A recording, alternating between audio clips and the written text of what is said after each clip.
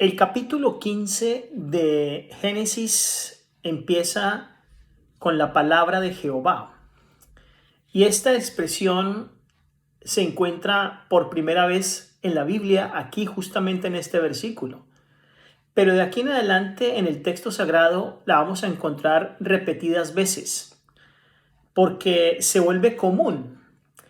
Y esta frase es inseparable de la obra relacionada que tuvo Dios con sus profetas cuando quería decirles o darles un mensaje. Y en este punto del versículo 1 del capítulo 15 de Génesis, la palabra de Jehová encuadra con exactitud en esta divina revelación que Abraham recibió. Y aún más cuando Dios mismo se refiere a Abraham, recordemos, como un profeta. Casi nadie se recuerda de Abraham como un profeta, pero efectivamente fue un profeta, como lo podemos leer en el capítulo 20 y el versículo 7 de Génesis. Y la forma como le llegó la palabra de Dios a Abraham fue en forma de visión. Recordemos que las revelaciones de Dios se realizaron en diferentes formas a los patriarcas, a los profetas, a los evangelistas, a los apóstoles. En algunas oportunidades mediante la manifestación personal de la segunda persona de la deidad, la cual más tarde se encarnó para la salvación de la humanidad. En otras ocasiones fue revelada la palabra de Dios mediante una voz audible, acompañada a veces por la aparición de símbolos como en el bautismo de Jesús. Lo encontramos en Mateo 3, 16 y 17. También el Señor se comunicó con seres mediante la ministración de ángeles que aparecieron como seres humanos y realizaron milagros para acreditar su misión, como en el caso de la madre de Sansón, en Jueces el capítulo 13, versículo 3 al 7. Mediante la acción del Espíritu Santo también encontramos en muchas ocasiones cómo se le reveló la palabra a personas. En el caso, por ejemplo, de Pablo en Hechos el capítulo 20 del versículo 23. Otra forma de revelación fue mediante sueños, como en el caso de Jacob en el capítulo 28, los versículos 11 al 15. Y también mediante visiones, que se realizaron de día o de noche, como en el caso que encontramos en Números 24, 4 y 16, cuando la palabra le fue revelada a Balaán. Además, si nosotros miramos el capítulo 12 de Números y el versículo 16, donde dice: cuando haya entre vosotros profeta de Jehová, le apareceré en visión y en sueños hablaré con él.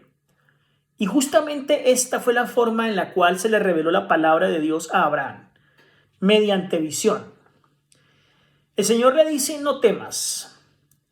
Estas palabras que recibió Abraham fueron unas palabras tranquilizadoras, por cuanto los reyes de Mesopotamia podrían volver para vengar su derrota, o los paganos cananeos que ya estaban celosos del poder creciente de Abraham, en cualquier momento podrían atacarlo.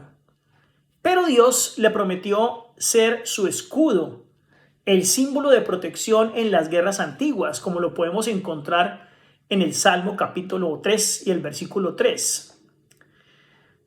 Lo que Abraham le dice al Señor es: no tengo hijo, ando sin hijo.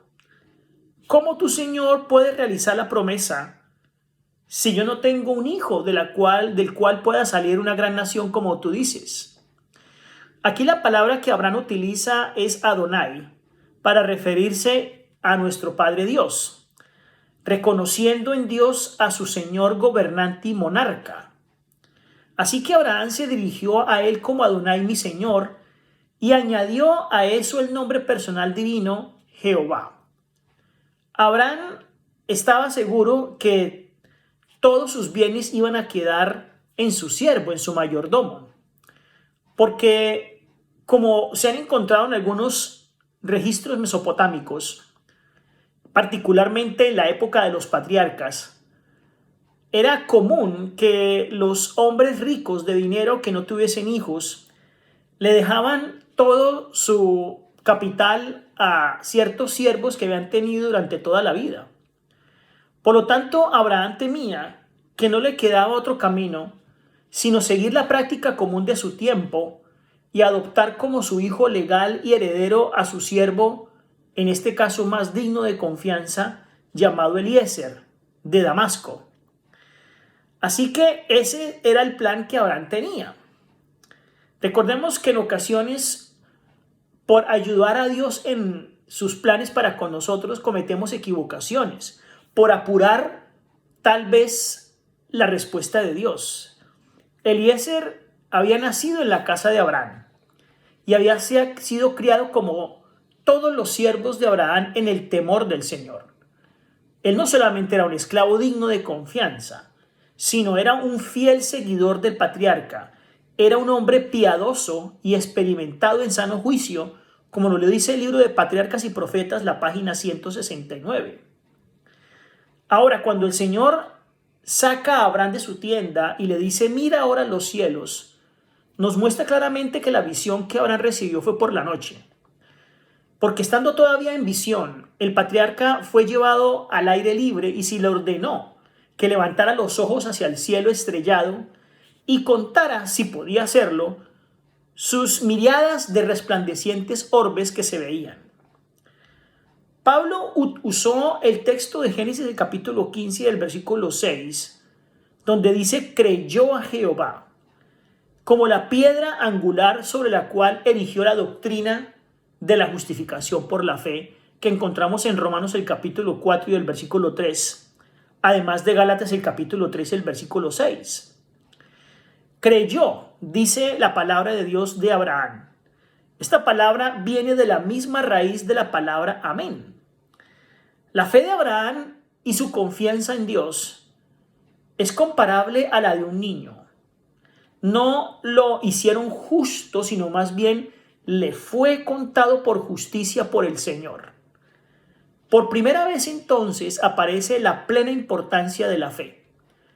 También encontramos por primera vez que se menciona la justicia imputada, porque no es que Abraham fuese sido justo de por sí, sino que le fue contado por justicia lo que él hacía.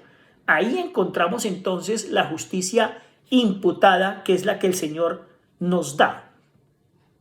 El Señor se le presenta a Abraham con un yo soy Jehová, y tiene que haber sido esto en un lapso de tiempo de longitud indeterminada, porque la nueva revelación se realiza durante el día, es decir, después de la noche de haberlo sacado fuera de la carpa y de haberle mostrado las estrellas.